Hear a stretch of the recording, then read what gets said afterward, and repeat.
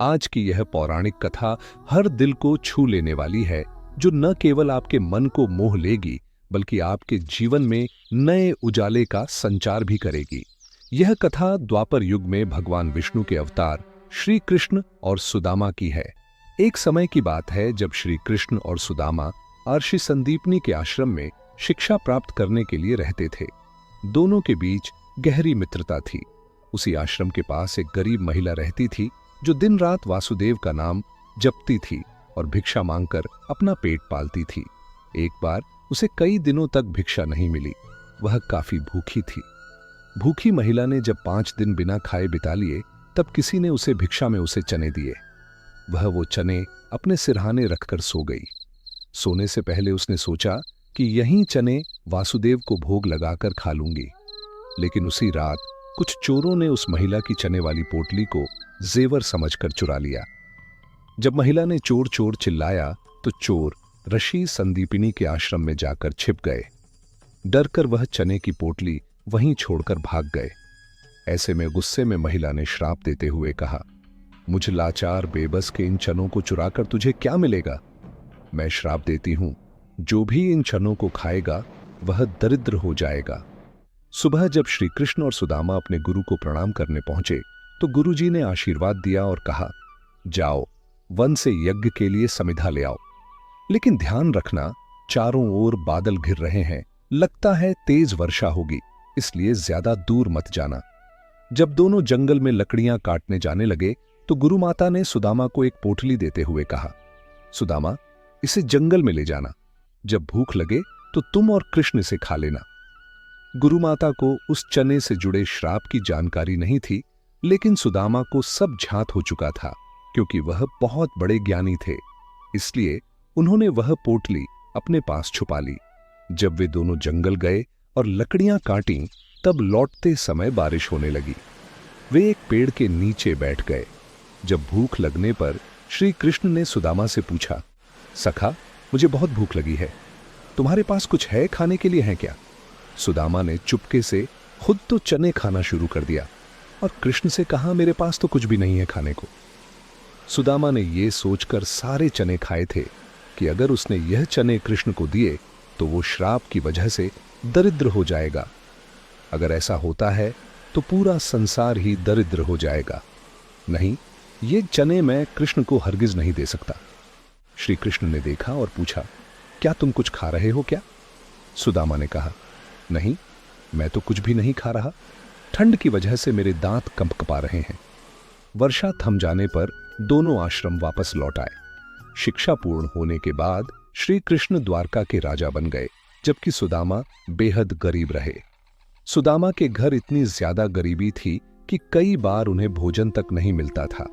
एक दिन उनकी पत्नी ने कहा, सुनिए जी, आप तो कहते हैं कि द्वारका के राजा श्री कृष्ण आपके बाल सखा हैं, तो क्यों ना आप उनके पास जाएं? वह तो इतने बड़े राजा हैं, आपको कुछ न कुछ तो दे ही देंगे, वह हमारी कुछ मदद कर देंगे। बच्चों को भूख से तड़पते कैसे देख सकते हैं हम तो भूखे रह भी ले, पर बच्चों को कैसे रखें भूखा? हमारा कुछ तो समय सुख से निकल जाएगा अगर वह हमारी कुछ मदद करेंगे। तब सुदामा भी पत्नी की बात मानकर सुदामा द्वारका जाने के लिए तैयार हो गए।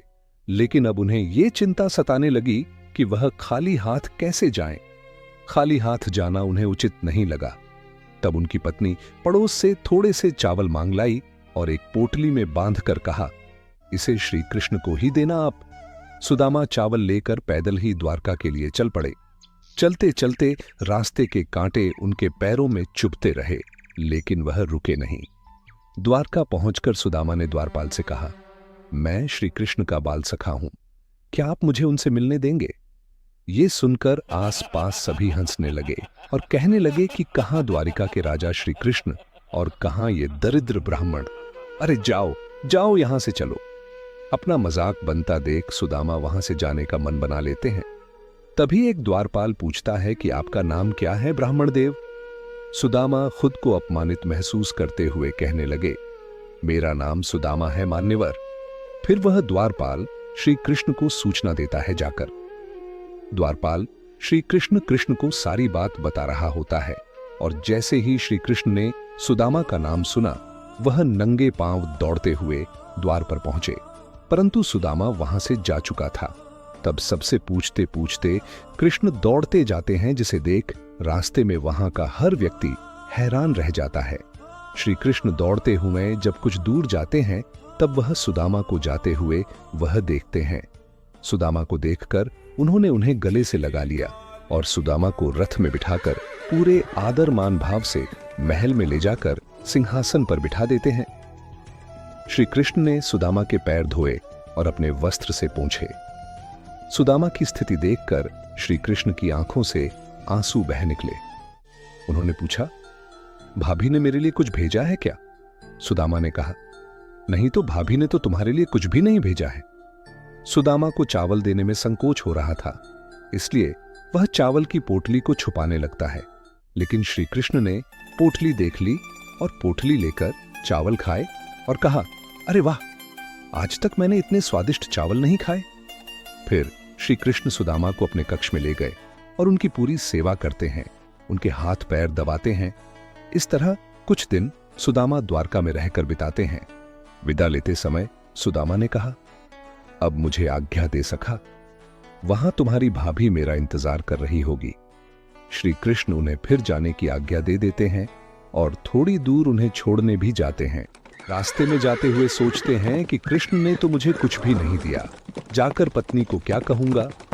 यहीं सोचते सोचते जब सुदामा अपने गांव लौटे, तो जहां उनकी झोपड़ी थी वहां एक भव्य महल खड़ा था। वह सोचने लगे कि शायद रास्ता भटक गए हैं। तभी महल से उनकी पत्नी निकली, जो राजसी वस्त्र और आभूषण पहने हुए थीं। उन्होंने कहा, देखा स्वामी, मैंने कहा था ना कि श्री कृष्ण हमारे दुख दूर जरूर करेंगे। उन्होंने हमारी दरिद्रता मिटा दी। सुदामा को श्री कृष्ण की लीला समझ में आई और वह खुश हो गए। तो बंधुओं, इस कथा से हमें यही सीख मिलती है कि हमें अपने कर्मों का फल हर हाल भोगना ही पड़ता है। भगवान भी इसमें हस्तक्षेप नहीं कर सकते। जिस तरह सुदामा की किस्मत में गरीबी लिखी थी, तो श्री कृष्ण के होते हुए भी उन्हें दरिद्रता का जीवन ही जीना पड़ा। इसलिए हमें सदैव अच्छे कर्म करने चाहिए। अगर आज की यह कथा आपके दिल को छू जाए तो इसे लाइक और शेयर करना न भूलें।